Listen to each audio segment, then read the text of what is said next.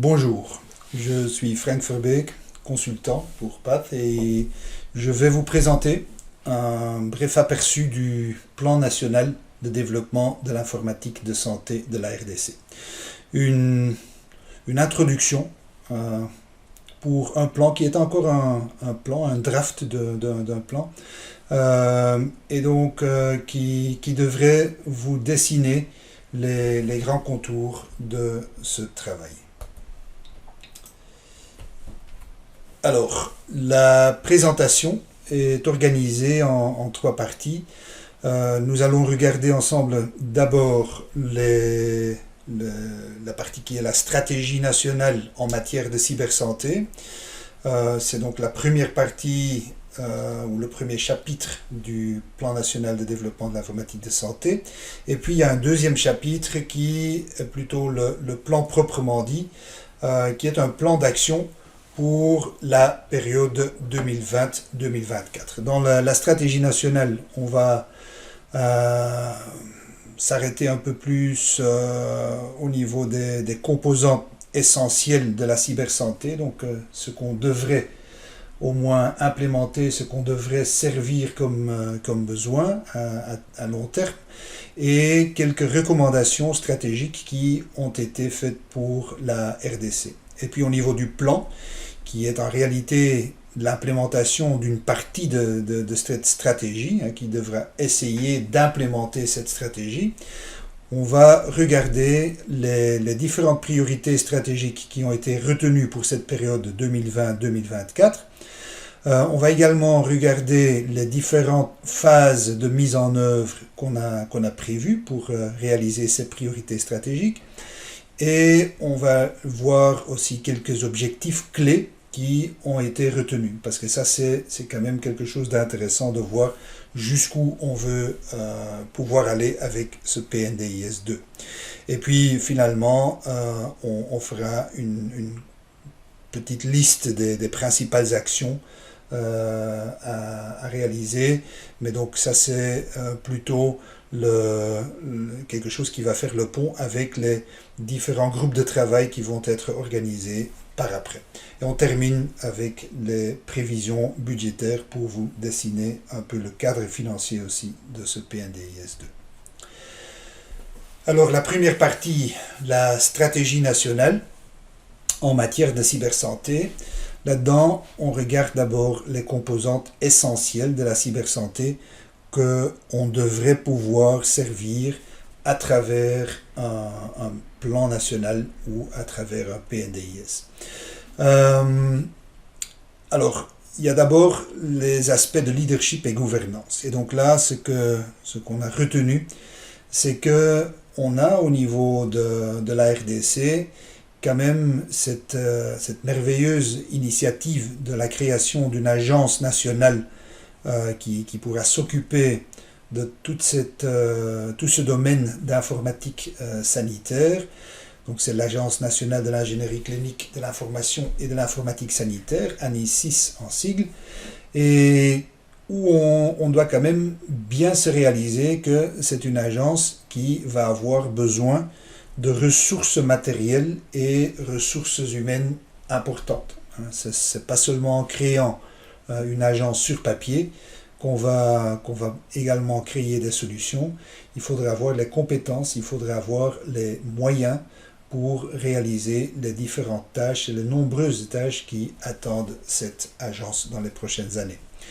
Un deuxième point au niveau du leadership et gouvernance, c'est le fait que la cybersanté est quelque chose à portée multisectorielle. Donc ça touche pas seulement à la santé, mais également au bien-être, à la sécurité sociale, le travail, l'énergie, télécommunications, transport, tout ce qui est agriculture par exemple. Il y a différents secteurs qui sont touchés par la cybersanté, et ça veut dire que ce n'est pas seulement le secteur de la santé qui pourra être dans le siège du pilote, mais c'est quelque chose qui devrait être porté, qui doit être soutenu par le niveau politique le plus haut.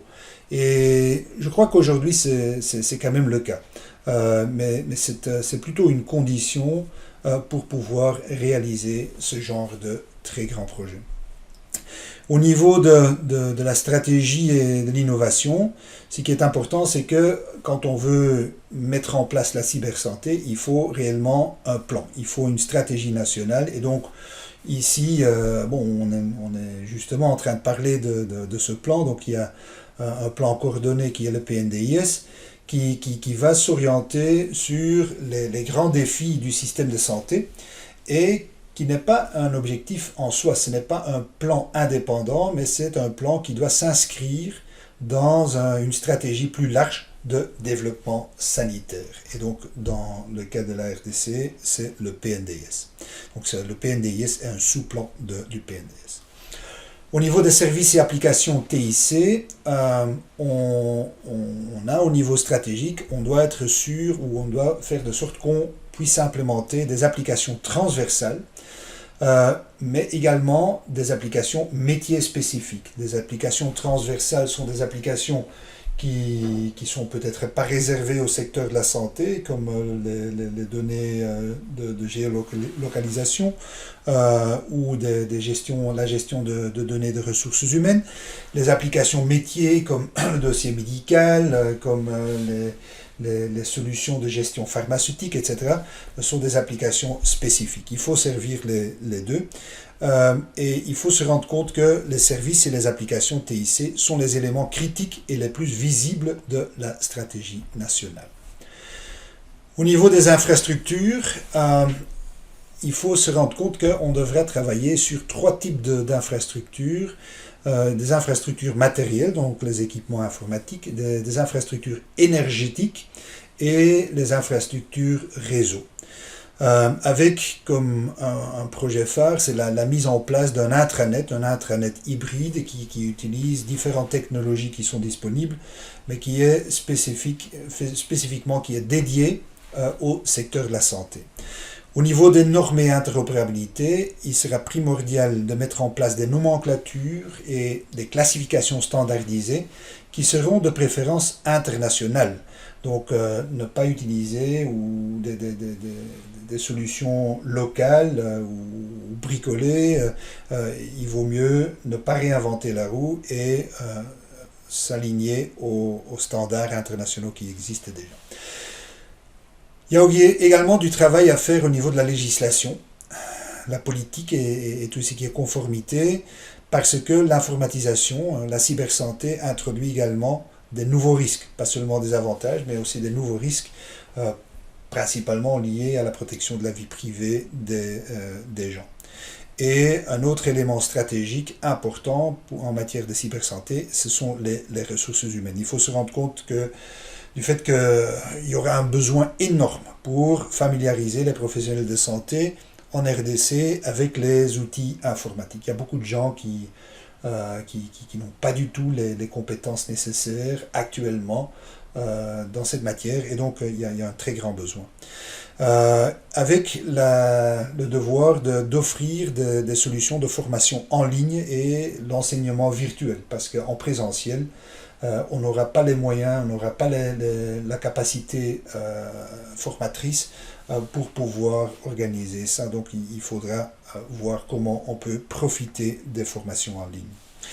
Pour cela, on a plutôt mis tous ces éléments où on a rassemblé tous ces éléments dans un projet qui s'appelle le campus numérique de la santé.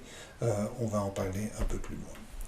Alors, au niveau des recommandations stratégiques pour la RDC, ce qu'on retient de ces éléments qui devraient faire partie de la cybersanté, on retient qu'on devra mettre en œuvre en RDC un système d'information sanitaire intégré. Donc pas différents systèmes verticaux orientés sur des pathologies, des maladies, mais un système d'information intégré unique qui sera directement alimenté à partir des applications métiers et donc sans avoir besoin encore d'encodage redondant.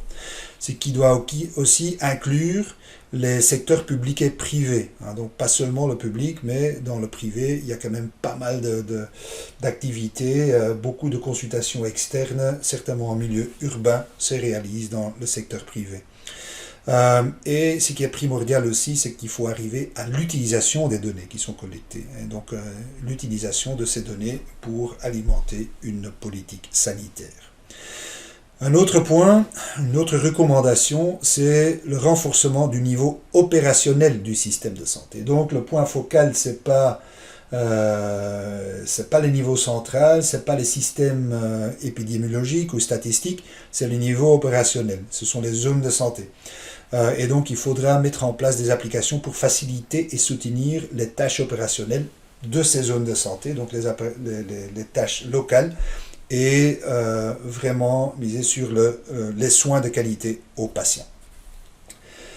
En plus, donc, autre recommandation, c'est qu'effectivement, il faudra renforcer les capacités des ressources humaines, mais à travers de tout un arsenal de programmes qui peuvent être des cours diplômants, des cours intra- et extracurriculaires, des formations sur des logiciels, la formation professionnelle continue, etc. Donc ce n'est pas une petite ou une seule solution miracle qui va pouvoir apporter la solution finale.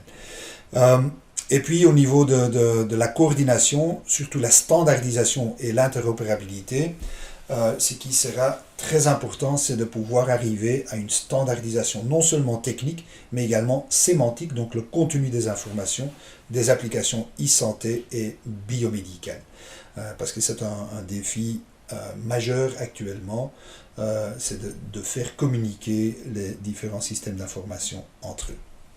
Alors, passons de la stratégie au plan d'action pour la période 2020-2024. Donc on a retenu un certain nombre de priorités stratégiques basées sur la stratégie, évidemment les besoins pour la cybersanté, mais également basées sur les recommandations. Mais ce sont des priorités stratégiques qui sont surtout dérivées des plans maîtres pour le PNDIS, qui d'un côté c'est le SRSS, la stratégie de renforcement du système de santé, qui est à son tour implémenté par le PNDS, et le PNDIS va hériter ses priorités stratégiques du PNDS. Alors, le premier objectif général qui a été retenu, se situe au niveau de la coordination, la standardisation et l'interopérabilité, où on vise principalement la création d'un système d'information sanitaire unique et fiable. Et surtout, cette partie fiable est importante. Avec trois axes stratégiques, un axe qui porte sur la normalisation des systèmes d'information, un deuxième axe, l'interopérabilité des systèmes d'information sanitaire existants, et un troisième axe, les infrastructures de cybersanté. Donc ça, c'est trois points qui portent sur la création d'un système d'information sanitaire unique et qui s'oriente sur l'interopérabilité et la standardisation. Le deuxième objectif général, c'est le renforcement du niveau opérationnel, donc les zones de santé, principalement à travers la mise à disposition de solutions métiers. Et donc, on a une axe stratégique, une seule, pour cet objectif, ce sont les applications métiers. Donc les applications transversales, on va les retrouver dans l'objectif général 1. L'objectif général 3, là, on vise le renforcement des capacités humaines, parce que ça c'est un peu le bottleneck, donc le goulot d'étranglement du système. Donc là, on doit d'un côté renforcer les capacités, mais il y a également le besoin de faire de la recherche dans le domaine de la e-santé. Alors pour ce plan d'action, on l'a organisé en trois phases. Donc une première phase est plutôt une phase d'organisation de la cybersanté en RDC, avec la mise en place des structures de base nécessaires et la conception et le pilotage de quelques solutions. Et donc font partie de cette phase, c'est le lancement de l'ANI6, c'est le lancement du campus numérique de la santé avec porté par les trois écoles de santé publique de Kinshasa, Lubumbashi et Bukavu, et le lancement de quelques projets d'implémentation à échelle limitée. Ce qu'on prévoit également à la fin de cette première phase, qui va du troisième trimestre de cette année jusqu'au deuxième trimestre de l'année prochaine. C'est une révision intérimaire à la fin de la version actuelle du PNDIS pour pouvoir l'actualiser sur base de la réalité du terrain constaté. Parce qu'on n'a pas eu le temps avec le Covid d'aller tellement dans le détail au niveau du terrain, au moins pas dans la mesure qu'on aurait souhaité. Donc on espère que l'année prochaine, on aura peut-être cette possibilité. Une deuxième phase, c'est la mise à l'échelle des projets pilotes qu'on aura déjà lancés, et on fera également une évaluation à mi-parcours du PNDIS 2. Et puis la troisième phase, c'est plutôt une phase de consolidation, où on continuera évidemment à implémenter les différents projets, mais où on se focalise aussi sur la consolidation des investissements qui ont été réalisés, avec comme but ultime l'appropriation totale par le ministère de la Santé ou par le système de santé congolais. Alors les objectifs clés de ce plan d'action: premièrement, au niveau de la coordination, standardisation et l'interopérabilité, c'est donc de pouvoir, et donc ça on veut réaliser dans cette période 2020-2024, donc c'est de pouvoir arriver à une standardisation sémantique des données sanitaires, de mettre en place une nomenclature de prestations, elle n'existe pas aujourd'hui en RDC, de pouvoir mettre en place un système d'accréditation des logiciels sanitaires, parce qu'actuellement on peut venir avec n'importe quel logiciel qui soit dangereux ou pas pour les patients. Il y a peu de mécanismes pour juger sur la qualité des différentes applications. Au niveau des applications transversales, on veut implémenter des systèmes de gestion de ressources humaines et de géolocalisation sanitaire, et donc ce sont des applications partagées. Et on veut implémenter en fait l'intranet de la santé en utilisant des technologies hybrides, donc du 3G, 4G, du WiMAX, là où ça existe, des VSAT où il n'y a par exemple pas d'alternative. Un deuxième volet, c'est le renforcement du niveau opérationnel du système de santé, donc au niveau des zones de santé. Là, on voudra arriver à une alimentation directe du DHIS2 à partir des applications métiers, sans devoir demander encore aux opérateurs sur terrain de continuer à faire un encodage redondant des données statistiques et épidémiologiques. Également, on vise l'implémentation d'un système de gestion d'informations logistiques, pharmaceutiques, et l'informatisation d'un grand nombre de formations sanitaires. C'est pas tout, pas toutes les structures en 5 ans, je crois que ce soit pas réaliste, mais donc vous avez les chiffres là: 275 hôpitaux généraux, 3400 centres de santé, une vingtaine d'hôpitaux nationaux, 300 laboratoires et 300 officines pharmaceutiques.